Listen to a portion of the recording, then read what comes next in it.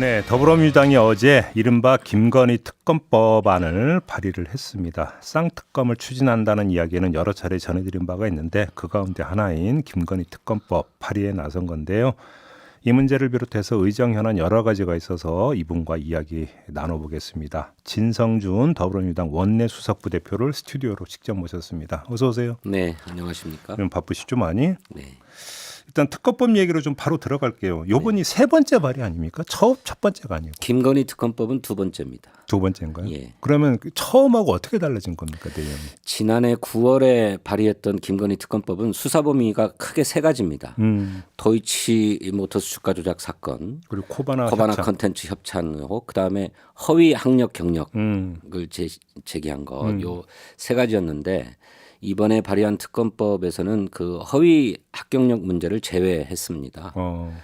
이것도 반드시 수사돼야 될 지점은 분명하지만 정의당이 도이치모터스 주가 조작 사건으로 한정해서 특검을 추진하자는 입장이기 때문에 네. 정의당과의 공조와 협력을 위해서 수사 범위를 조금 축소 조정해서 냈습니다. 그 지금 말씀하신 대로 정의당은 원포인트 특검, 그러니까 말 그대로 도이치에 한정해서 특검하자라는 건데 그러면 코바나는 왜 넣으셨어요? 코바나 컨텐츠 협찬 의혹을 최근에 경찰이 무혐의 처분을 했는데 네, 맞아요. 많은 법조 전문가들이 이거를 무혐의 처분할 수가 없는 사안이다. 뇌물성 협찬으로 보지 않기가 더 어려운 사안이다. 이렇게 제기하고 있습니다. 실제로 김건희 여사의 이제 부군인 윤석열 대통령이 중앙지검장으로 있을 때 또 검찰총장으로 지명되고 내정될 때 협찬사가 크게 늘었고 액수도 크게 늘었습니다. 그것은 김건희 여사의 부군을 보고 한 것이라고 하는 합리적인 의심을 강하게 가질 수밖에 없지요. 근데 이 부분에 대해서 김건희 여사를 소환해서 조사했다거나 하지 않고 모르겠습니다. 서면 조사를 했는지 모르겠는데 이렇게 해가지고 혐의 없다고 처리한 거거든요. 이건 누가 보더라도 이해하기 어렵습니다. 그래요. 따라서 반드시 수사 범위에 포함돼야 된다 이렇게 생각하고 있습니다. 아, 이건 반드시입니까? 그럼 정의당하고 협상이 잘 될까요? 글쎄 정의당도 코바나 컨텐츠 의혹에 대해서 수사가 필요하다라고 하는 데에는 동의합니다. 네. 다만 정의당이 고민하는 지점은 그렇게 수사 범위를 넓혀 놓으면 국민의힘의 동의를 얻기가 어렵지 않겠는가. 이제 국민의힘이 동의하지 않으면 법을 빨리 마련할 수가 없고. 아, 잠깐만요. 그럼 도이치로 한정을 하면 국민의힘이 동의할 수도 있다. 정의당은 이렇게 보고 있는 겁니까? 아무래도 그런 측면이 강한 것 같아요. 아, 그래요? 예, 왜냐하면 국민적인 의혹이 도이치모터스에 많이 집중되다 보니까 그것은 국민의힘도 피할 수 없지 않겠느냐는 기대를 가지고 있는 것 같습니다. 아, 뭐 그러면 큰 기대는 아니겠습니다. 여야 합의 처리 가능성이 있다고 보는 거네요. 그게 이제 정의당과 민주당 사이의 가장 큰 차이입니다. 정의당은 특검의 필요성을 인정하면서도 이 특검을 국민의힘이 합리적으로 조정하고 수사 범위를 최소화하면 받을 수밖에 없을 것이다라고 하는 기대를 가지고 있어요. 그래서 패스트 트랙으로 지정하기보다는 그냥 법률의 일반 심사 절차들을 활용하자. 알겠습니다. 뭐 이런 입장입니다. 그러면 정말 한번 그럼 정의당 입장에서 이렇게 그 코바나와 도이치 두 내용으로 수사 대상을 정한 특검법안을 발의를 했고 국민의힘하고 협상을 하는데 국민의힘에서 도이치는 받고 코바나는 안 받겠다. 코바나 빼면 동의하겠다고 하면 수용하시겠습니까? 그렇게라도 해야 된다고 생각합니다. 그렇게라도. 왜냐하면 김건희 여사에게 쏟아지는 여러 범죄 의혹들이 있는데 그 어느 하나도 제대로 수사하지 않고 그냥 무혐의로 일관하고 있거든요. 이것은 법률적 정의를 실현하기 위해서라도 반드시 제동을 걸어야 하고 그런데 국민의힘이 도이치모터스 주가 조작 사건에 한해서는 수용할 수 있다고 한다면 그렇게라도 해서 사법적 정의를 세우도록 노력해야 된다고 생각합니다. 알겠습니다. 50억 클럽 검은 정의당하고 어떻게 이야기가 좀 진척이 됐습니까? 50억 클럽 특검도 수사 범위에 있어서 큰 차이가 있습니다. 그래요? 거기도 정의당은 50억 클럽에 좀 한정해서 수사하도록 하자. 이것은 국민의힘도 필요하다라고 하는 거를 인정하는 듯하다. 역시 그것도 한정하면 국민의힘이 동의할 수도 있다. 그렇게 보는 것 같습니다. 그런데 그게 비단 50억 클럽만의 문제가 아니고 대장동 개발 사업에 동원된 자금 조달 과정에서부터 불법 의혹이 제기되고 있고 또 그 개발 사업의 수익이라고 하는 것이 수천억 규모이기 때문에 네. 이 돈이 50억 클럽에게만 갔겠느냐라고 하는 합리적 의심이 있어요. 그래서 이 자금 전반에 대해서 수사해야 된다는 것이 민주당의 입장이고 또 두 번째 쟁점은 특검 후보 추천권을 누가 행사할 것이냐 하는 문제입니다. 예, 그게 큰 쟁점이던데. 네, 그러니까. 네. 이제 저희 민주당은 대통령이 소속되지 않은 국회 교섭단체, 뭐 다시 말해서 민주당이 추천할 수 있어야 된다 이런 입장인데 정의당은 민주당도 무관치 않기 때문에 비교섭 단체가 하도록 해야 된다. 뭐 이런 얘기입니다만 특검 추천의 법률적 형식을 누가 하든지 간에 객관적이고 공정하게 수사할 수 있는 특검이어야 된다. 국민적 요구를 받아서 해야 된다고 생각하기 때문에 내용이 중요하다 이렇게 생각하고 있습니다. 보통 특검 추천은 2명을 추천해서 대통령이 그중에 1명은 이제 지명을 하는 이런 절차가 통상적이었잖아요. 그렇습니다. 추천 권한이 어디에 있든지 간에 2명 복수 추천은 역시 마찬가지입니까? 네, 복수 추천입니다. 그렇게 보는 거고. 네. 아무튼 지금 민주당 입장에서는 정의당 동의를 끌어낸 다음에 그러니까 패스트트랙에 태운다 이런 계획인가요? 그러니까 정의당의 입장은 국민의힘이 동의할 수 있다고 보기 때문에 패스트트랙을 태우는 문제는 지금 고려해서는 안 된다. 패스트트랙을 태우는 순간에 국민의힘이 완전히 돌아서 버릴 것이다. 이런 입장이에요. 네, 네, 하지만 네. 패스트트랙을 지정하는 것이 뭐 국민의힘을 자극할 이유도 없고 국민의힘이 동의한다면 패스트트랙 기간 동안에도 얼마든지 합의 처리할 수 있기 때문에 네, 네, 네. 이걸 정해놓고 가자. 왜냐하면 국민의힘이 좀처럼 동의하지 않을 것 같거든요. 네. 그렇다면 법률 처리 시한을 정해놓고 협상을 하더라도 해야 국민의힘이 협상에 응하지 않겠느냐 하는 것이 저희 민주당의 생각입니다. 근데 지금 그 패스트트랙에 태우려면 180명이 찬성이 있어야 되잖아요. 그렇습니다. 지금 숫자가 되나요? 정의당이 그러니까 동의한다고 치더라도? 정의당이 동의하고 무소속 의원님들이 동의해 주시면 180 한 2석 정도. 아니, 182 최대한 끌어모으면 예. 간당간당하네요. 아 그렇습니다. 그러니까 한 분도 아프면 안 되고 본회의에 출석하지 않으면 안 되는 그 굉장히 어려운 일입니다. 알겠습니다. 요 뭐 계속 협상 중이니까 좀 더 그러니까 추이를 좀 지켜봐야 될 것 같고요. 네. 그 강제징용 배상 해법과 관련해서 정부안이 나왔고 그다음에 국민의힘이 이른바 문희상안이 있잖아요. 네. 이걸 특별법으로 만들자 지금 이런 제안을 내놨는데 네. 어떻게 받아들이세요? 먼저 정부와 협의가 됐는지가 좀 궁금합니다. 일단 정부는 지금 우리 기업들이 일방적으로 돈을 내서 배상하자라고 하는 입장을 내놨는데 그러면서 이것이 일본이 받아들일 수 있는 한계치다 이렇게 얘기하고 있어요. 그런데 문희상안은 우리 기업이 일방적으로 부담하자는 게 아니라 한국과 일본이 모두 다 5대5로 하자. 그래서 한국과 일본의 기업들 그렇죠. 그리고 한국과 일본의 정부도 기부금을 내자는 거거든요. 그러고 이제 자발적인 성금이 모이면 그것까지 합쳐서 배상하자는 것인데 이게 가능한 것이라고 한다면 왜 정부가 이런 방안을 먼저 제안하고 추진하지 않습니까? 일본이 동의를 안 했기 때문에 못했다.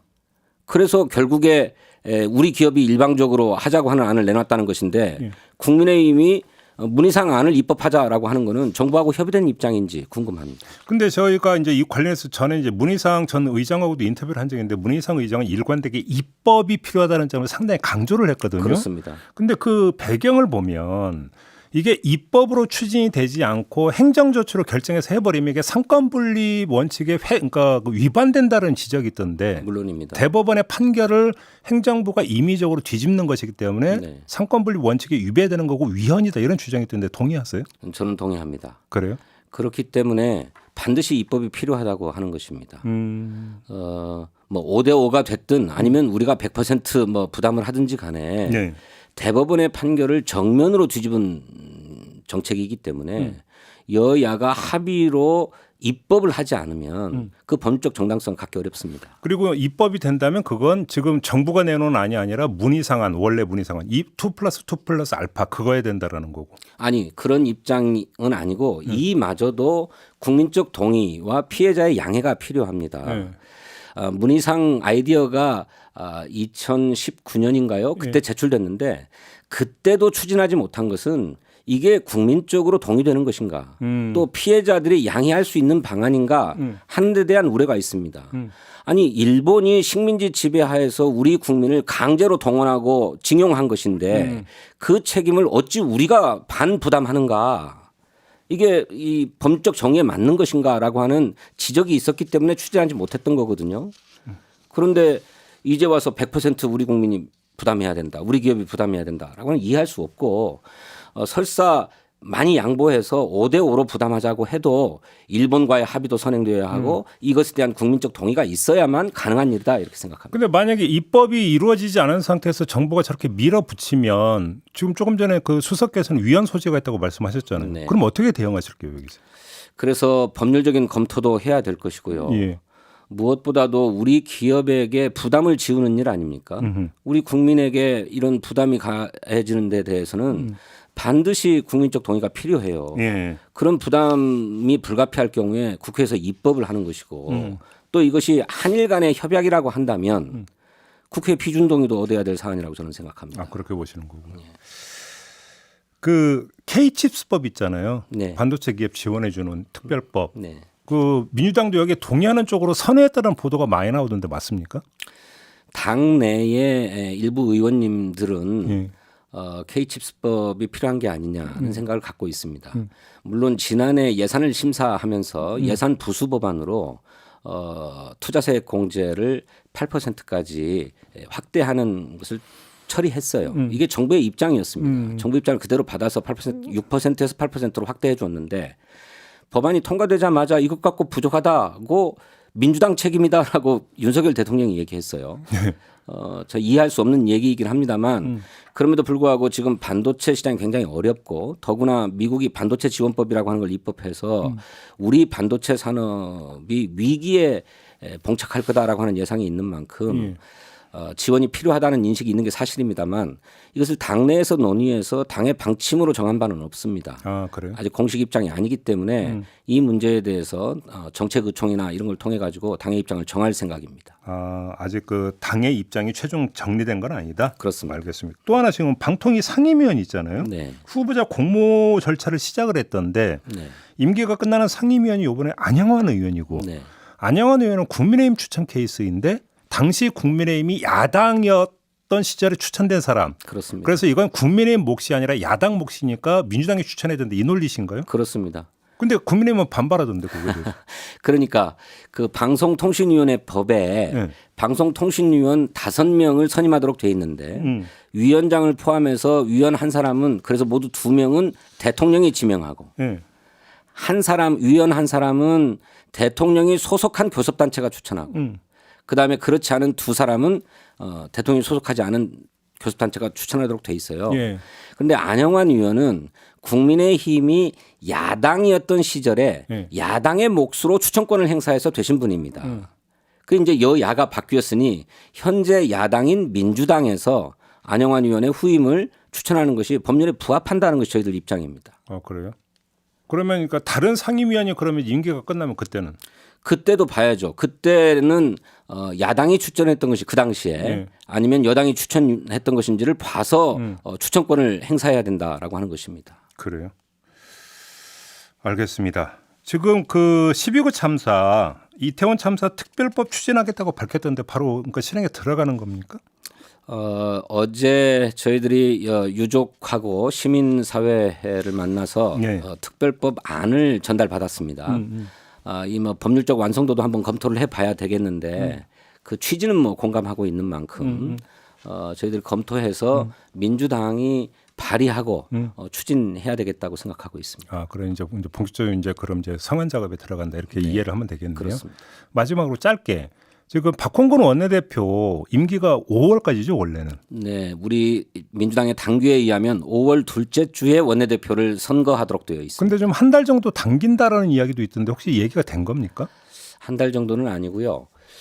그렇게 하게 되면 5월 임시국회가 진행되는 중에 원내대표가 교체되는 상황이 오기 때문에 그리고 또 마침 국민의힘 주호영 원내대표도 당신의 원래 임기는 9월까지입니다만 전임 원내대표의 자녀 임기까지만 수행하겠다고 해서 그게 4월 8일이라고 해요. 그러면 두 원내대표가 4월 임시국회까지 수행하고 같이 동반 퇴진한다. 네, 그 다음에는 이제 새 원내대표가 국회를 운영할 수 있도록 하는 게 좋겠다는 공감대가 있습니다.